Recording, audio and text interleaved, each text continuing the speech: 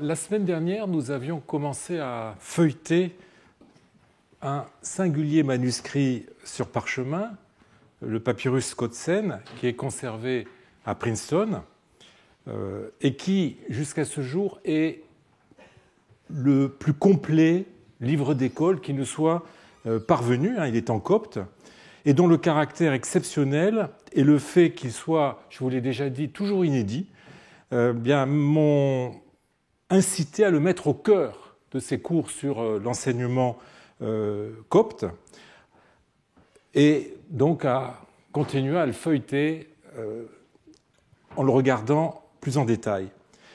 Nous avions vu qu'après une section consacrée aux syllabes et aux mots,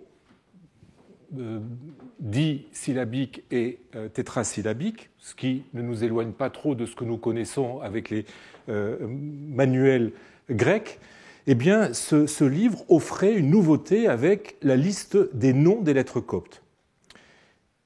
Et nous ne sommes pas au bout de nos surprises, avec les sections suivantes de ce manuel que nous allons regarder aujourd'hui. Alors, les 2 pages qui suivent la liste des noms des lettres grecques forment une section qui, elle aussi, est sans parallèle dans les manuels d'école grecque.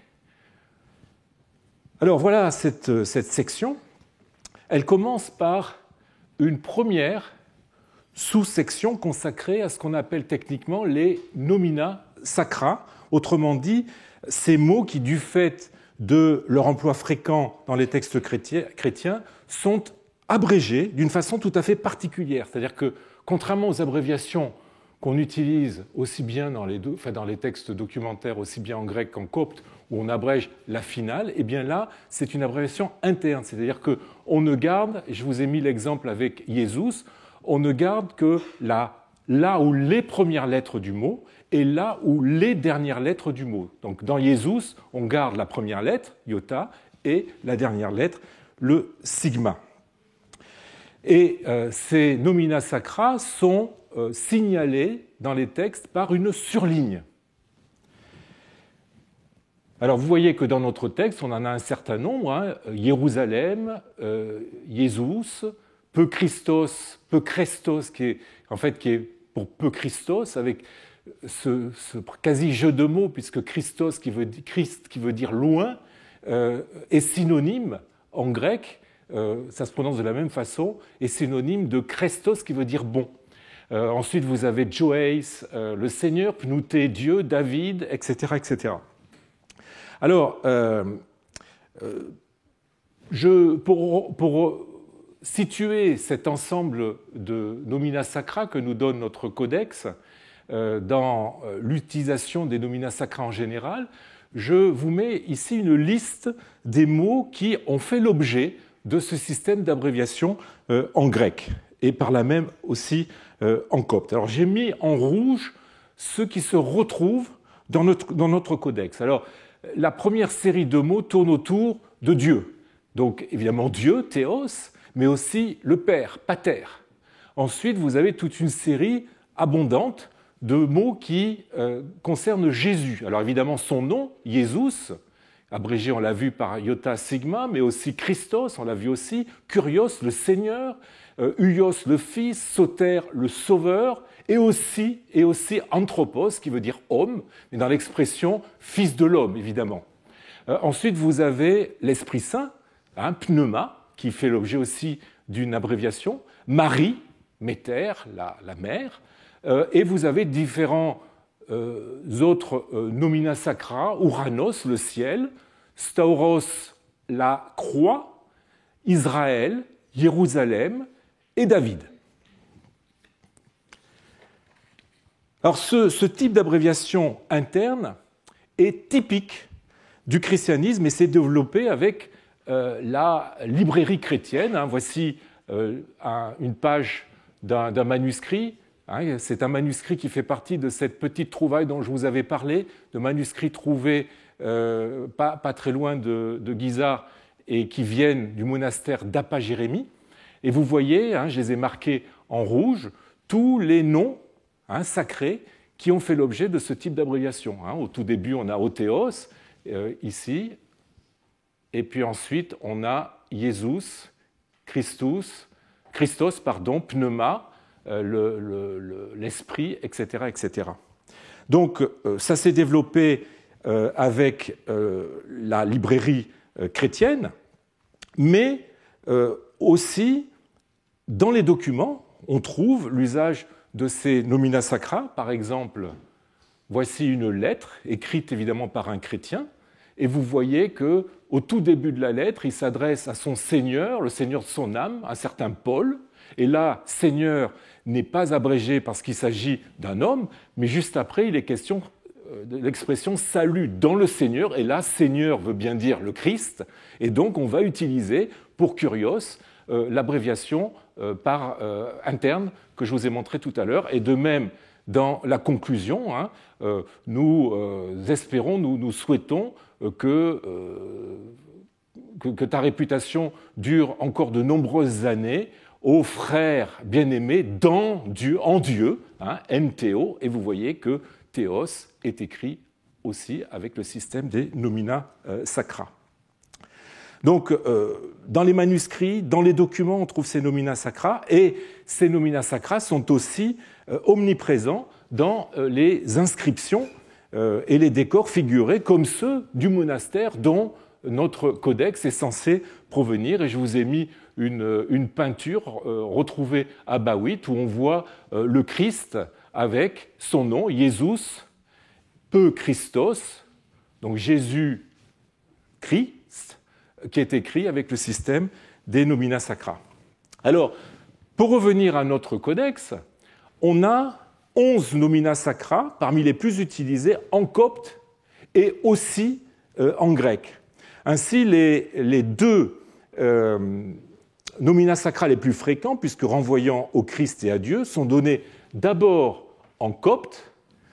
On a Peujoeis, et donc ça c'est du copte, et Kurios, c'est du grec, et Pnouté, Dieu, en copte, et Othéos, en grec. Tandis que Anthropos, qui veut dire l'homme, je vous l'ai dit tout à l'heure, et Soteros, sauveur, ne sont donnés qu'en grec, avec d'ailleurs une erreur sur l'abréviation d'Anthropos, qui devrait être non pas avec un oméga, mais avec un omicron. Les autres, qui sont tous des noms propres, sont identiques dans les deux langues, si ce n'est qu'en copte, on peut être amené à rajouter l'article qui est évidemment différent de celui du grec. Par exemple, vous avez Jérusalem, Jésus, David et Israël. Alors on remarquera que pour Dieu, eh bien, sont données la forme grecque au nominatif et celle au génitif, donc théos et théou, pour montrer comment fonctionne la déclinaison des nomina sacra. Puisque je vous ai dit qu'on garde le début et la fin, et comme la fin, c'est la terminaison qui change selon les cas, il est évident que le nominatif ne sera pas le même que l'accusatif ou que le génitif. C'est pour ça que dans ce codex, on a mis un exemple de déclinaison en grec, puisque en copte, il n'y a pas de déclinaison. Alors, en revanche, sauveur, lui, n'est donné qu'au génitif. Voilà. Alors, quant aux nomina sacra qui ne sont pas présents dans cette liste, eh bien, on remarquera qu'il s'agit surtout de noms communs, père, mère, fils, qui en copte ne font pas l'objet d'abréviations propres aux nomina sacra, Pénéiot, le père, en copte, Tmaou, la mère, Peuchéré, le fils, ne sont pas abrégés.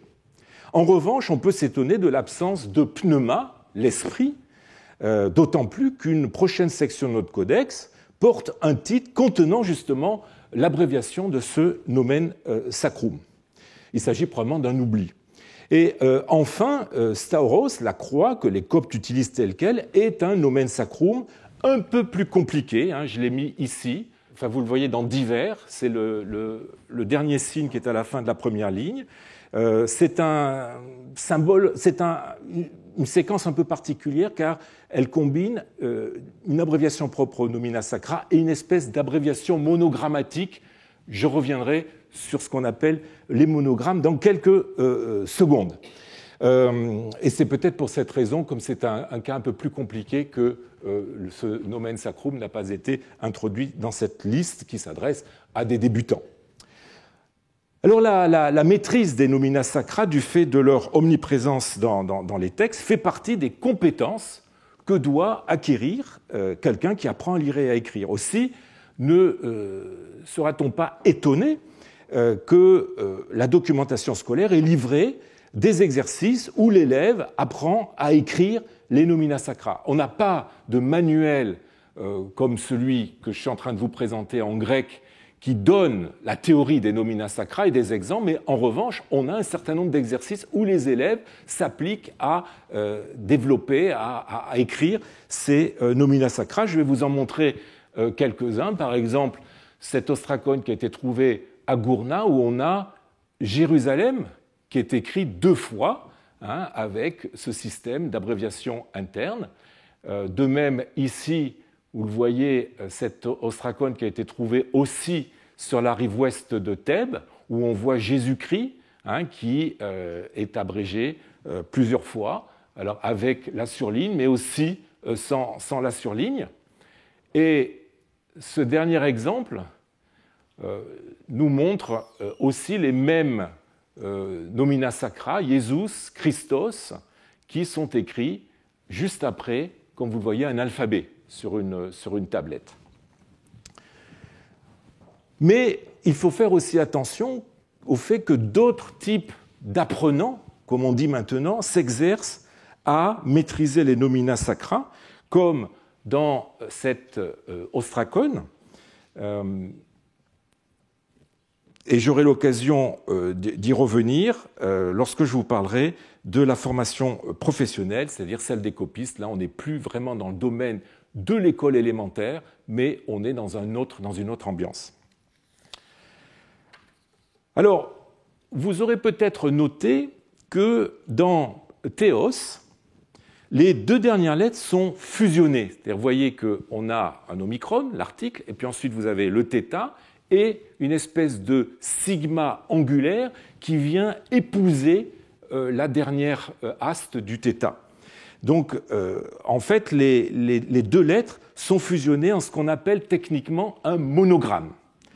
Or, la sous-section suivante est précisément consacrée au monogramme, c'est-à-dire à ces mots dont les lettres sont inscrites soit l'une dans l'autre, ce qu'on appelle des monogrammes blocs, et je vous en ai donné un exemple en haut avec le nom Anastasiou, le génitif d'Anastase, que je vous ai présenté à la fois sous la forme d'un monogramme bloc à gauche, mais les monogrammes peuvent aussi se présenter sous une autre forme, c'est-à-dire que les lettres sont disposées autour d'une croix, on appelle ça un monogramme cruciforme. Ici, ce sont 2 monogrammes du premier type, donc des monogrammes blocs qui sont donnés relatifs à 2 mots qui vont ensemble, Sainte Marie. Alors je ne sais pas si vous voyez, mais en fait, on a, si vous prenez le monogramme et que vous le décomposez, vous trouvez toutes les lettres qui composent et Agia, la Sainte, et Maria, Marie. Le eta, le gamma, le alpha qui vient juste au-dessus, etc. Toutes les lettres y sont. Alors, on pourrait s'étonner que ce qui nous semble aujourd'hui une espèce de jeu graphique soit ici mis au rang des connaissances basiques qu'un élève qui apprend à lire et à écrire doit acquérir. Mais ce serait en fait sous-estimer le phénomène du monogramme. Les premiers monogrammes connus, en tout cas dans le monde grec, se rencontrent sur des monnaies grecques du 5e siècle avant Jésus-Christ et concernent les noms de ceux qui les ont frappés. Cette pratique, qui dure jusqu'à l'époque romaine, est revitalisée par le christianisme qui l'utilise pour ses plus fameux symboles, notamment ce qu'on appelle le christogramme et le staurogramme.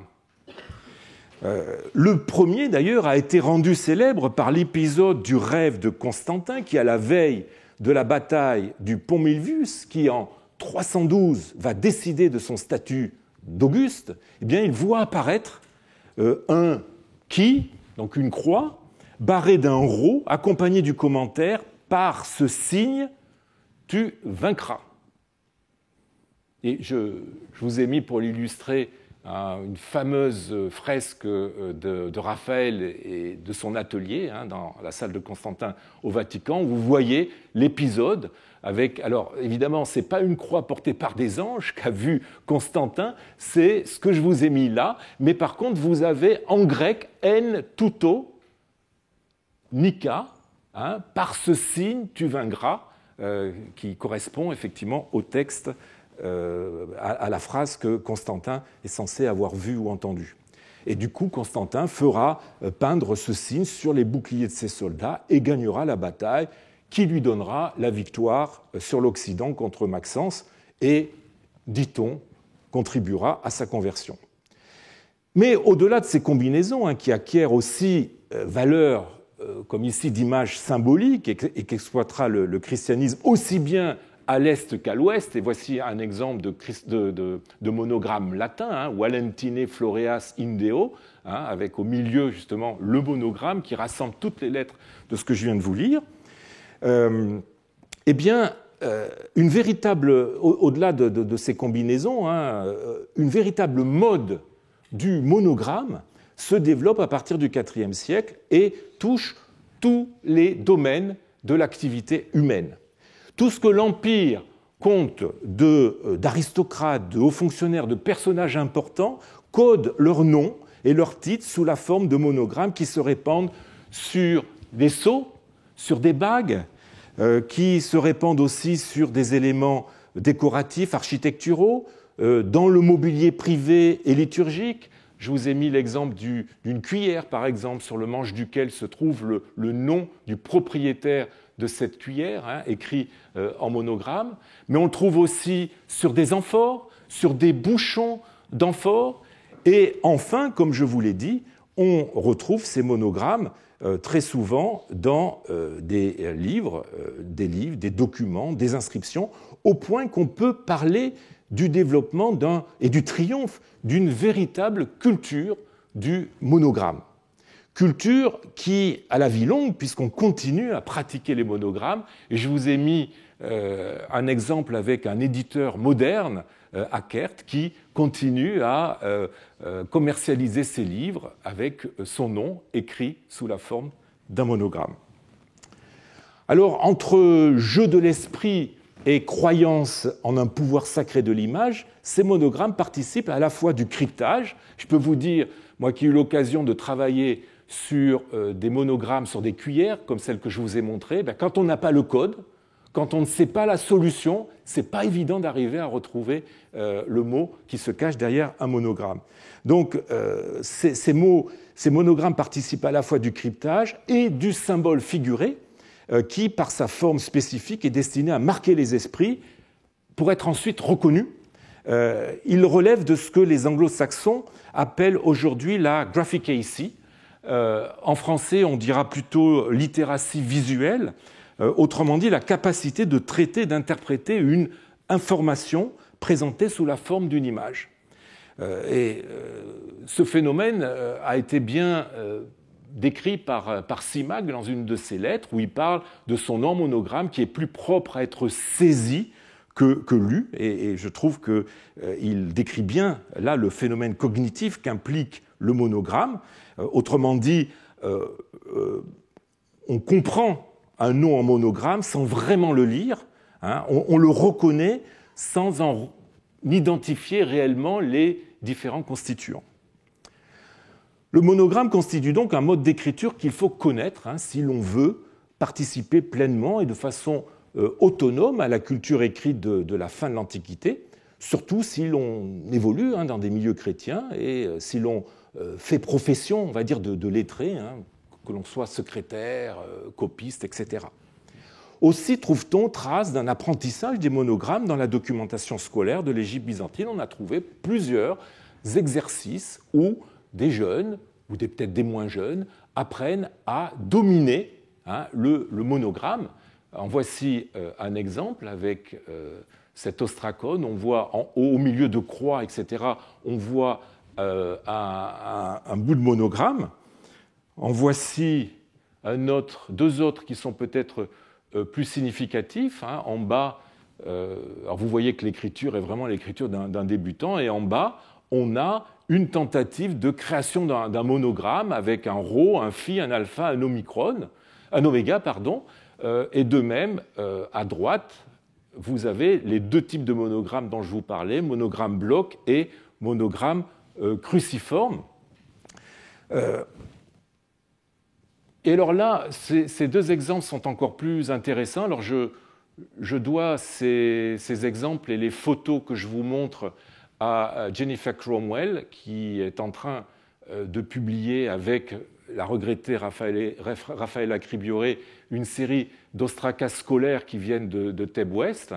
Et dans ces ostracas, on trouve deux exemples d'exercices de monogramme, et celui de droite est particulièrement éloquent, puisqu'en fait, on a la solution qui nous est donnée, c'est-à-dire qu'en fait, il s'agit d'écrire le mot tribounos, tribun, en monogramme. Donc on a le mot tribounos qui nous est donné, et ensuite les tentatives, vous voyez, laborieuses de l'élève qui a essayé de mettre le mot tribounos sous la forme d'un monogramme. Alors pour revenir aux deux monogrammes de notre codex, eh bien, on ne sera pas étonné d'en retrouver des exemples dans chacun des deux monastères d'où ce codex est censé provenir. À Bawit, la Vierge est plusieurs fois représentée, et presque chaque fois, son nom est écrit sous la forme d'un double monogramme. Je dis double parce que vous avez vu qu'il y en a deux. Il y a et Agia, la Sainte, et Maria, Marie. La Sainte est écrite à gauche de la tête, et Marie est écrite à droite. Vous le voyez ici. Je vous ai mis les monogrammes tels qu'ils se présentent dans les manuscrits, dans notre manuscrit, pardon, et voici donc une peinture qui a été retrouvée par Jean Maspero dans les fouilles effectuées à Bawit et publiée en 1943. Mais on pourrait aussi montrer d'autres exemples, comme ici cette Vierge à l'enfant, entourée de Pierre et de Jean, où on retrouve là encore les mêmes monogrammes que dans la peinture précédente. C'est une peinture qui vient aussi de Bawit et que vous pouvez admirer au musée copte du Caire. Une autre peinture qui a été retrouvée à Bawit, où là, le monogramme est légèrement différent. Le gamma dans E Agia n'est pas sur la barre de droite, mais sur la barre de gauche, et de même, le rho dans Maria n'est pas à droite, mais à gauche.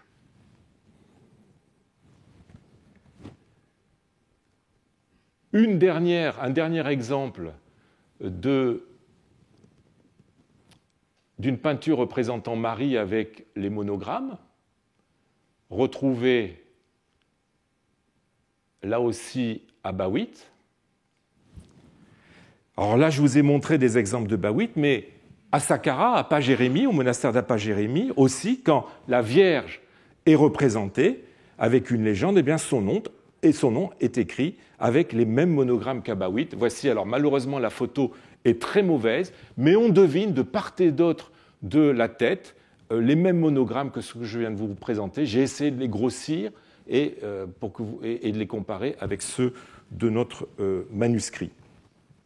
Alors ces rapprochements, malgré les quelques différences qu'il y a dans la forme des monogrammes, montrent une fois de plus que le contenu de notre codex s'inscrit parfaitement dans la culture écrite et visuelle de ces deux monastères jumeaux. Les murs de ces monastères, notamment celui de Bawit, sont d'ailleurs parsemés de monogrammes, soit des noms de saints, soit des noms de visiteurs qui ont laissé leur nom sous la forme de monogrammes sur les murs, dont certains d'ailleurs s'apparentent à des exercices de virtuosité. Voilà un monogramme qui a été retrouvé à Bawit, et Jean Cléda, qui l'a publié, dit que c'est un monogramme complexe et n'a pas trouvé la solution. Effectivement, c'est complexe, mais il y a encore plus complexe celui que Jean Maspero a retrouvé sur un mur.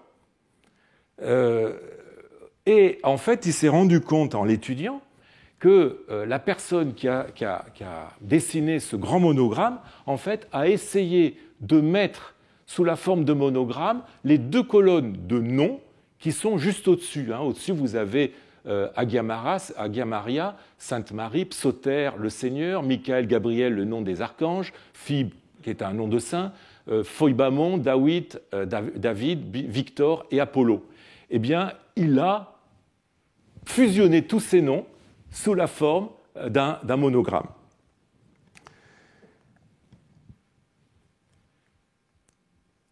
Alors, ce qui suit la sous-section sur les monogrammes, dans notre codex, je dois dire, est assez mystérieux.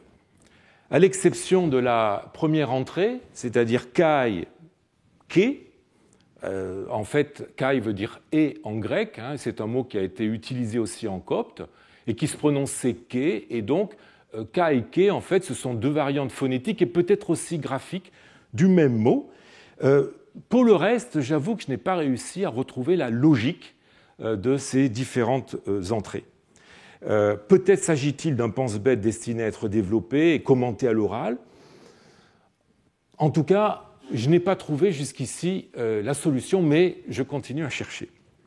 Alors, après cette section, qu'on pourrait finalement intituler « mode d'écriture non linéaire ou abrégé », avec les abréviations internes, les nomina sacra, les monogrammes, alors je fais abstraction de la fin que je n'ai pas comprise, et après une lacune de 4 pages, eh bien, on passe à une section qui est encore plus étonnante que celle que je viens de vous présenter. Et peut-être aussi une des sections les plus intéressantes de notre codex. Alors, le titre de cette section, heureusement, nous est donné. Empo, mutisme. Mutisme.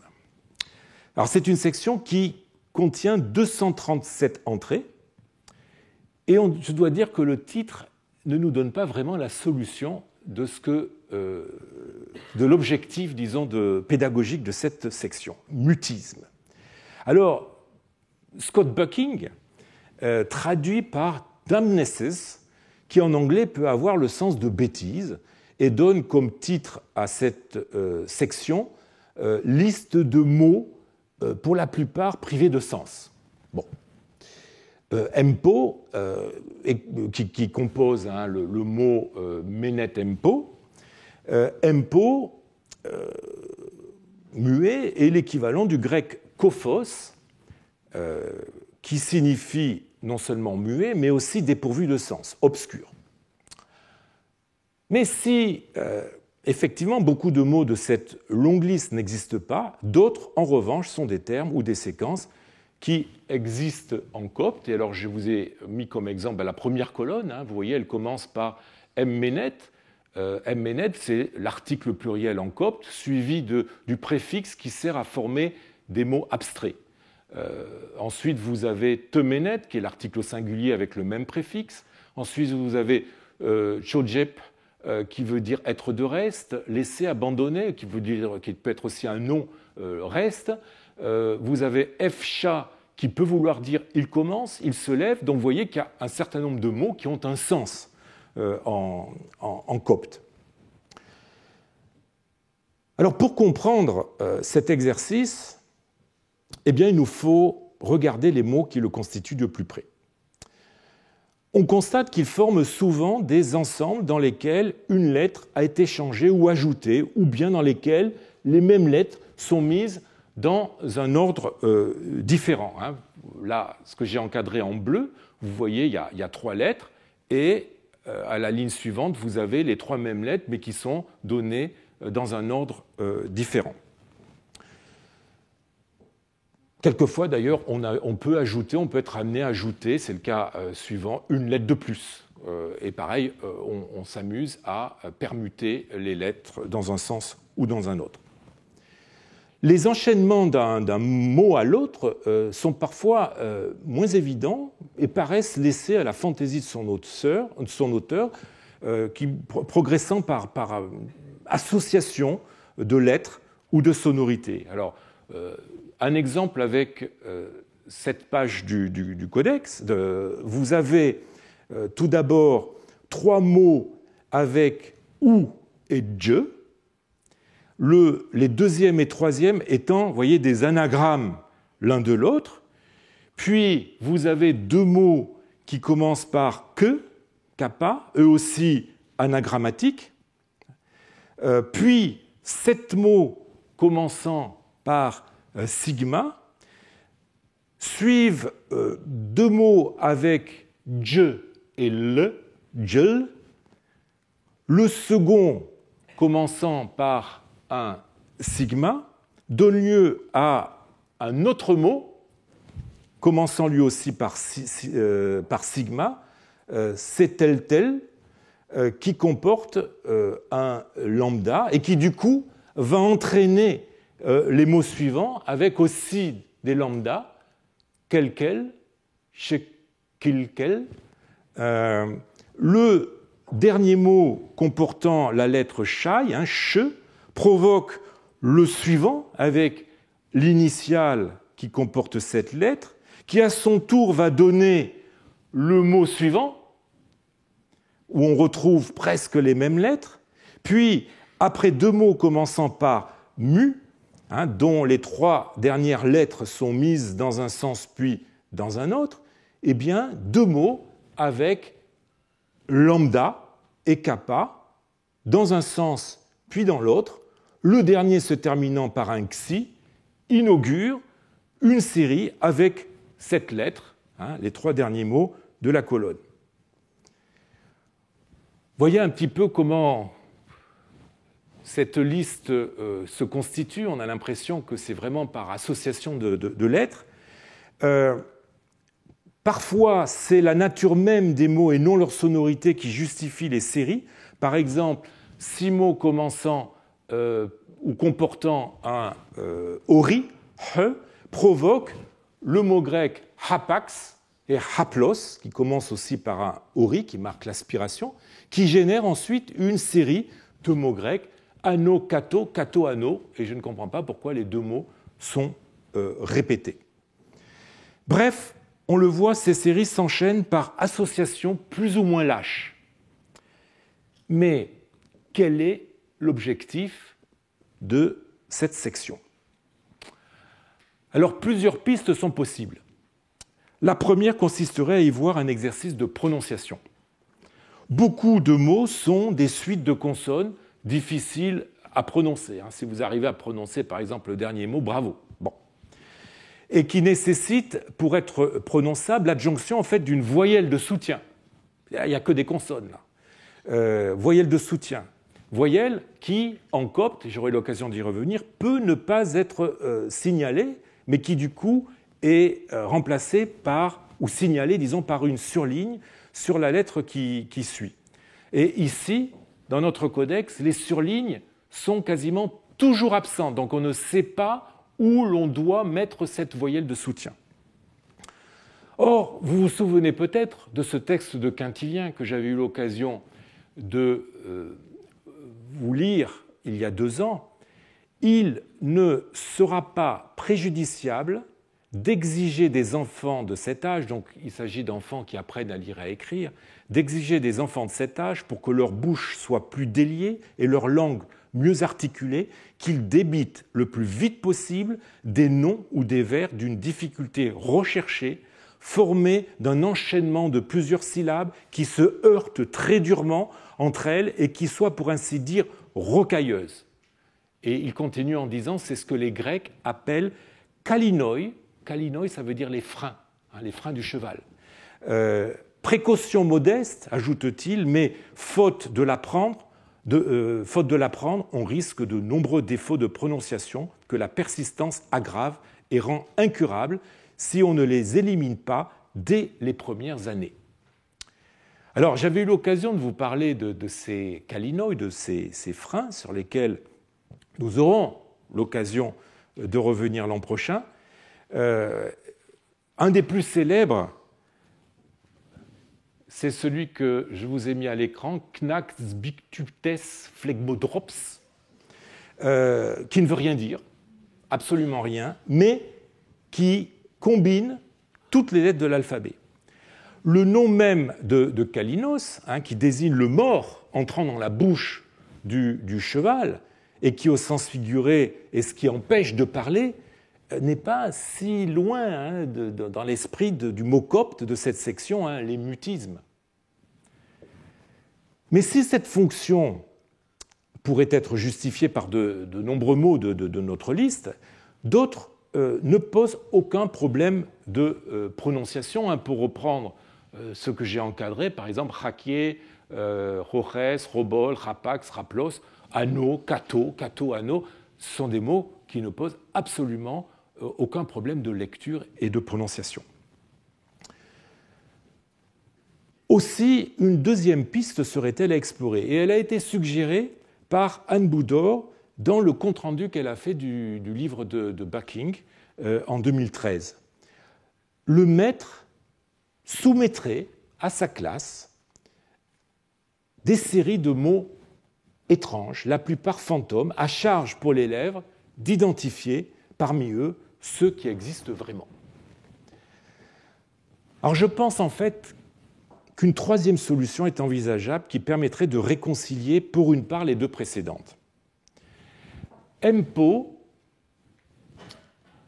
qui rentre dans la composition du mot qui sert de titre à cette section, signifie muet et a comme autre équivalent grec, alors je vous ai parlé de koufos, mais un autre équivalent grec est aphonos. Aphonos, ça veut dire sans son. Or, d'après la terminologie grecque, le son d'une syllabe est justement la voyelle, qui se dit en grec phonéenne. Vous retrouvez le même mot que l'on a dans aphonos. La voyelle, littéralement, ça veut dire la sonore, celle qui donne du son. Cela a été rendu en code par l'expression « les lettres qui ont du son ». Donc une voyelle, ça se dit « les lettres qui ont du son ». Je vous ai mis les mots en copte. Et de même, par opposition aux consonnes qui sont les lettres non vocales, les lettres sans son. Et cette terminologie, on la retrouve dans un traité extrêmement intéressant qui s'appelle « Le mystère des lettres grecques ». Je vous ai mis le texte. Ce traité nous dit, or, parmi celles-ci, c'est-à-dire les lettres mêmes, nous en trouvons 7 qui sont vocales, à savoir alpha, iota, eta, ei, bêta, iota, eta, iota, ou et o. On appelle ces lettres des voyelles. Le texte copte dit des lettres qui donnent du son, parce que chacune d'elles représente dans l'écriture une émission de voix. Il y a ensuite, parmi les lettres, 15 lettres non vocales, les consonnes, à savoir bêta, gamma, delta, zeta, etc., etc.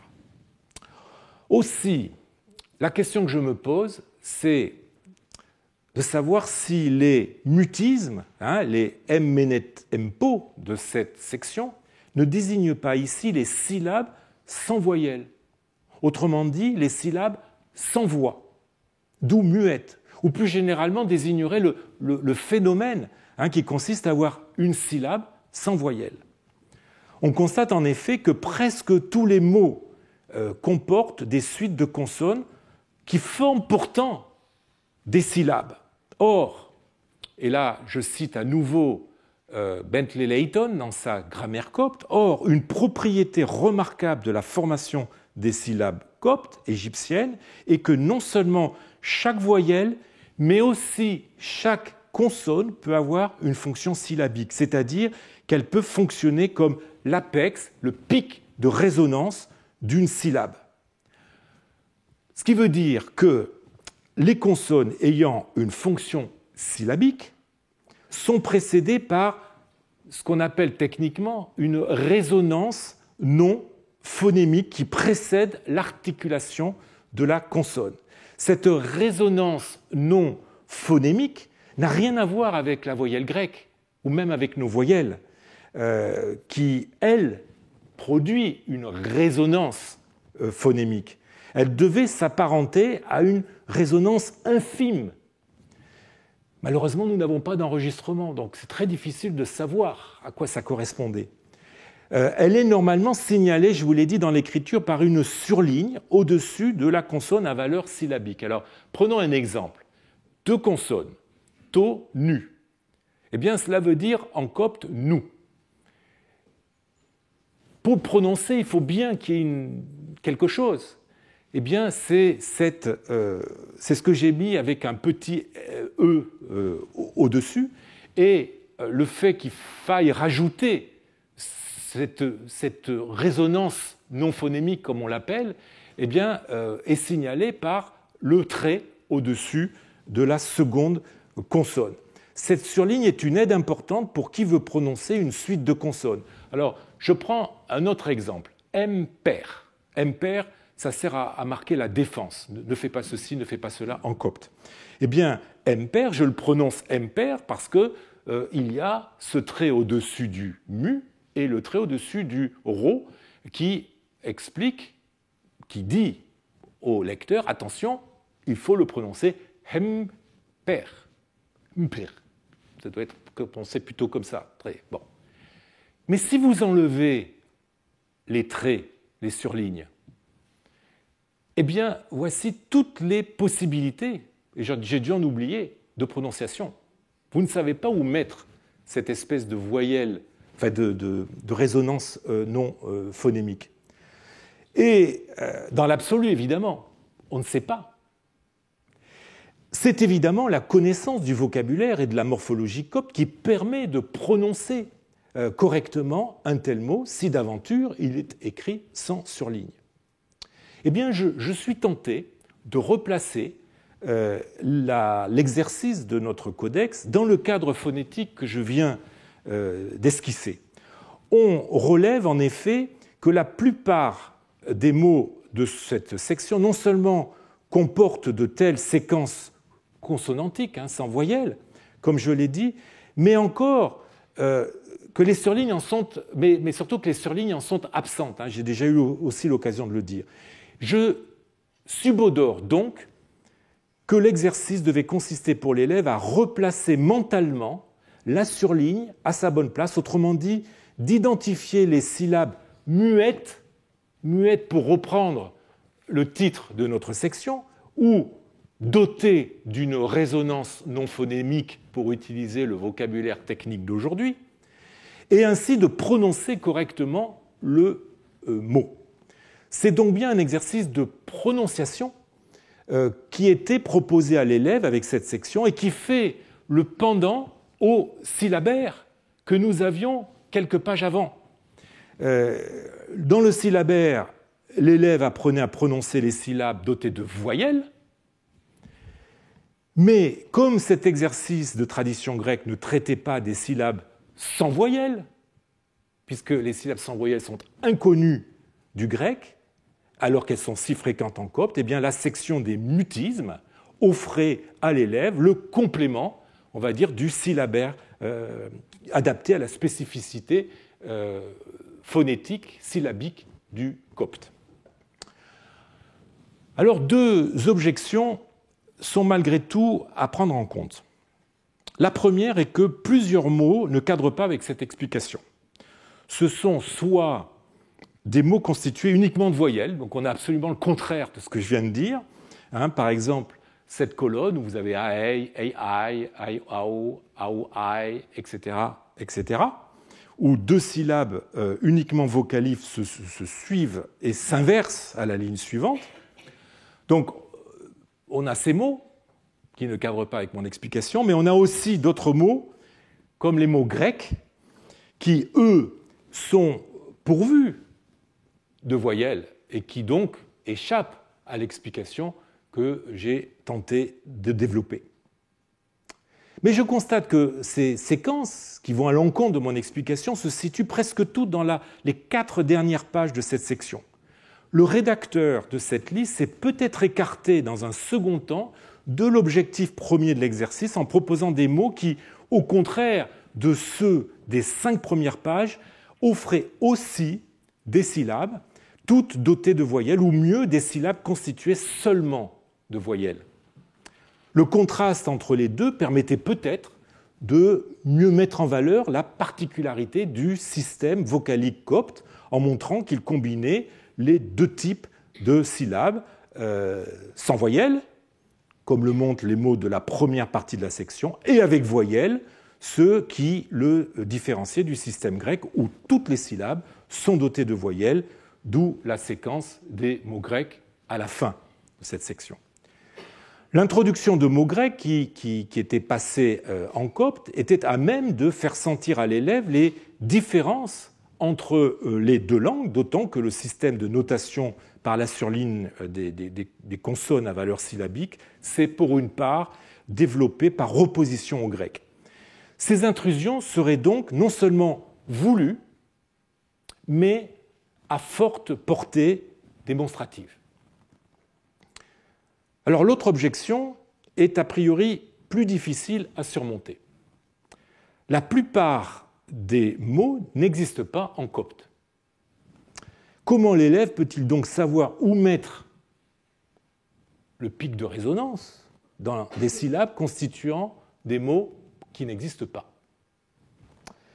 Mais en fait, la phonologie et la morphologie du copte donnent presque toujours, par analogie, la solution. Et par ailleurs, il est possible que l'exercice se soit doublé d'un autre objectif qui consistait non seulement à prononcer ce qui était écrit selon les règles de la syllabation du copte, mais aussi en même temps de deviner les mots fantômes, soit parce qu'ils n'existent pas, soit parce que leur formation les rendait improbables en copte. Cet exercice aurait ainsi amené l'élève à se demander quelle prononciation, quelle réalisation phonétique pouvait avoir telle séquence écrite avec des syllabes contenant ou non des voyelles écrites, et en même temps attester sa connaissance du vocabulaire en reconnaissant les vrais mots de ceux qui ont une allure de vrais mots, mais n'en sont pas. Le but étant d'acquérir des réflexes lui permettant de distinguer ce qui est phonétiquement et morphologiquement possible dans sa langue de ce qui ne l'est pas. Je vais prendre un exemple. C'est un peu comme si, aujourd'hui, on soumettait à un élève la suite suivante. Alors, je n'ose pas la prononcer, un chien, sien, eniek, enchi, etc., etc. Vous voyez que j'ai pris toutes les lettres du mot chien que j'ai mis dans un ordre différent.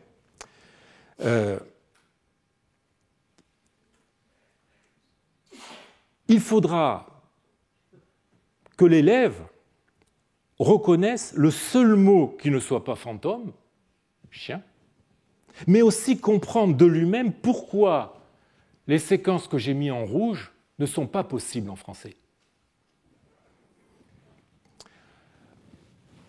Cette section du codex, quelle que soit la solution qu'on propose pour le comprendre, cette section du codex est en tout cas une première dans la documentation scolaire et nous apprend l'existence d'un exercice qui constitue une nouveauté par rapport à la tradition grecque.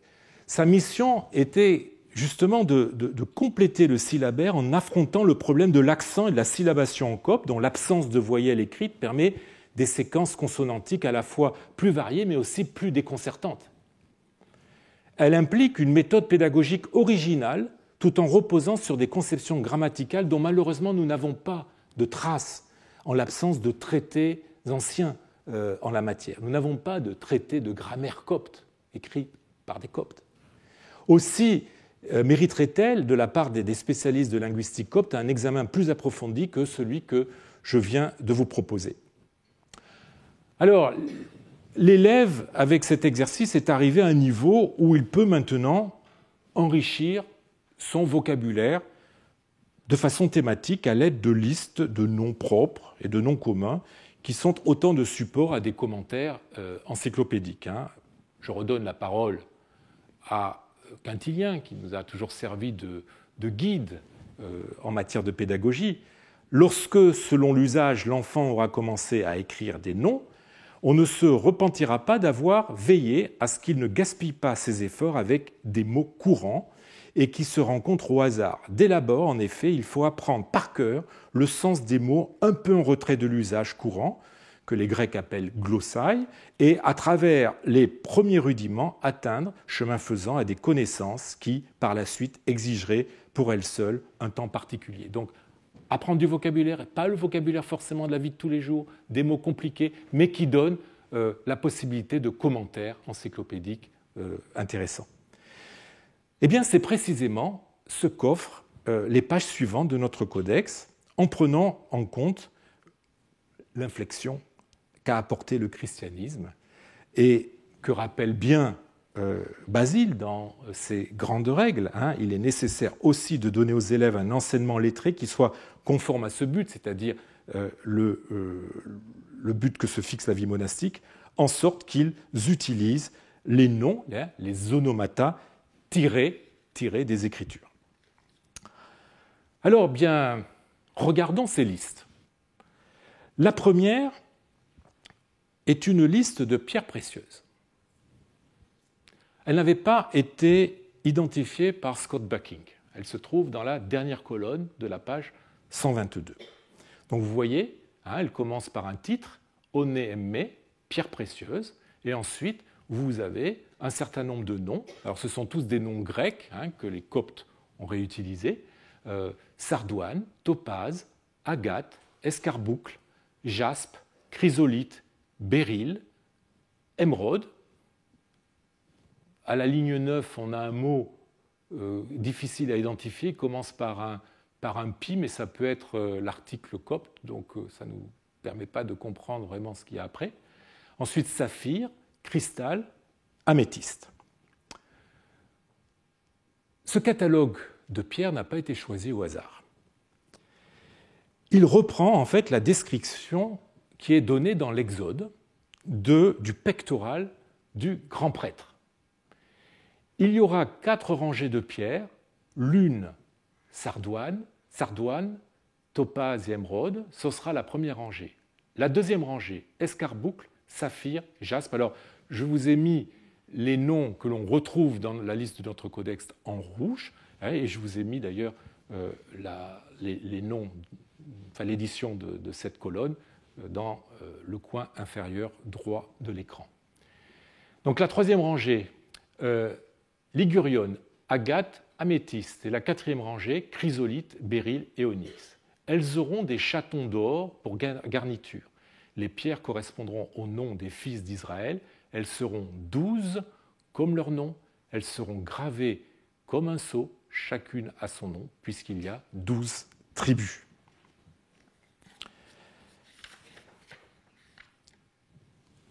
Alors la version copte reprend le nom grec de chacune des pierres, donc il n'y a pas de différence de vocabulaire, de différence lexicale entre la Septante, donc la Bible en grec, et la version copte de la Septante.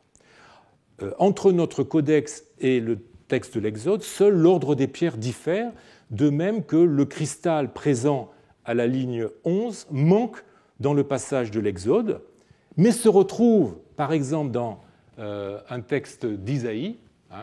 Voici que je vais poser tes pierres sur des escarboucles et tes fondations sur des saphirs. Je ferai tes créneaux de jaspe, tes portes de cristal et tous tes remparts en pierres précieuses.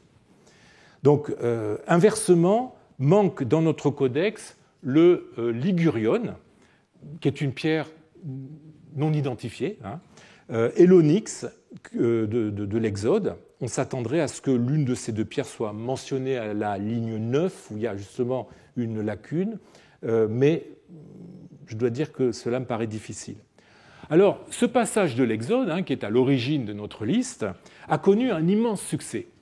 Il a influencé un passage de l'Apocalypse de Jean, les fondements de la muraille de la cité, c'est-à-dire la Jérusalem céleste, étaient ornés de toutes sortes de pierres précieuses. Le premier fondement était en jaspe, le deuxième de saphir, le troisième de chalcédoine, le quatrième d'émeraude, le cinquième de sardonyx, le sixième de sardoine, le septième de chrysolite, le huitième de béryl, le neuvième de topaze, le dixième de chrysoprase, le 11e d'hyacinthe, le 12e d'améthyste. Et on retrouve la symbolique duodécimale dans ce texte aussi, et presque toutes les mêmes pierres que dans l'Exode ou dans notre liste.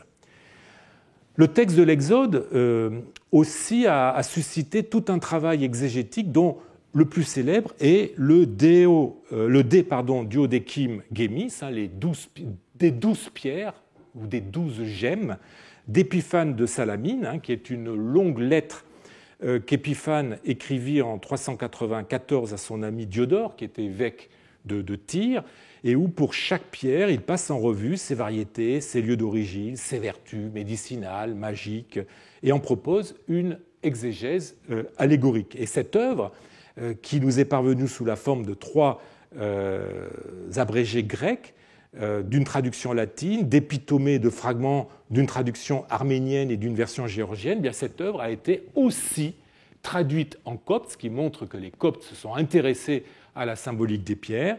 On a retrouvé des fragments saïdiques qui donnent une version copte de ce traité qui a été publié en 1934. Cette version, évidemment, n'a pu que stimuler l'intérêt philologique et exégétique pour le texte de l'Exode, et en témoigne une version du roman d'Alexandre, conservée par un manuscrit du monastère blanc, aujourd'hui partagé entre la Bibliothèque nationale de France, la British Library et la Staatsbibliothek de Berlin, qui a été édité par Oskar von Lem en 1903. J'avais eu l'occasion de vous présenter ce roman d'Alexandre il y a quelques années, et la partie concernant les pierres se trouve dans un épisode où Alexandre vient de prendre la cité des Lamites et prélève son butin, ce qui donne lieu à une énumération des pierres précieuses. Quand l'aube fut venue, le vieillard Éléazar fit porter un vêtement royal, et tous les messagers qui étaient là, il les chargea de la sorte d'or, d'argent, de pierres précieuses. Et dans le texte copte, on retrouve Nomé Emmé, qui est le titre de notre section, donc des pierres précieuses de choix qu'on avait trouvées dans le palais en question, de sardoine, de topaze, de jaspe, d'onyx, d'agate, de ligurion, de chrysolite, de chrysoprase, d'améthyste. Et on retrouve là 8 des 12 gemmes de l'Exode, avec une pierre supplémentaire, la chrysoprase, qui est une sorte de calcédoine qui contient, je crois, du nickel, et une pierre verte qui vient de l'Apocalypse. Alors avec cette première liste thématique, l'élève non seulement enrichissait son vocabulaire, mais acquérait aussi les moyens de mieux comprendre le texte des Écritures. C'est donc à la fois une leçon de vocabulaire, en l'occurrence de vocabulaire grec, d'histoire naturelle, mais aussi d'exégèse du texte biblique auquel le maître invitait ses élèves à travers cette première série de mots.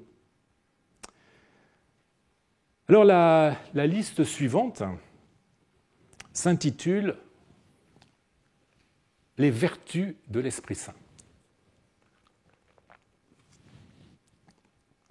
Les vertus de l'Esprit Saint, et on retrouve le mot pneuma, esprit, qui est écrit sous la forme d'un nomen sacrum. Vous le voyez, pi, nu, alpha, avec la surligne au-dessus. Les vertus de l'Esprit Saint, la foi, l'espérance, la charité, la paix, la virginité, la continence ou la tempérance, l'endurance, l'humilité, la bénignité, la longanimité, la pureté, la gentillesse. Nous avons déjà rencontré dans la liste des mots dissyllabiques les 3 premières vertus ainsi que la 5e. Nous avions vu que la triade foi, espérance, charité était empruntée à la première lettre aux Corinthiens, 13-13. Voilà. La foi, l'espérance, la charité.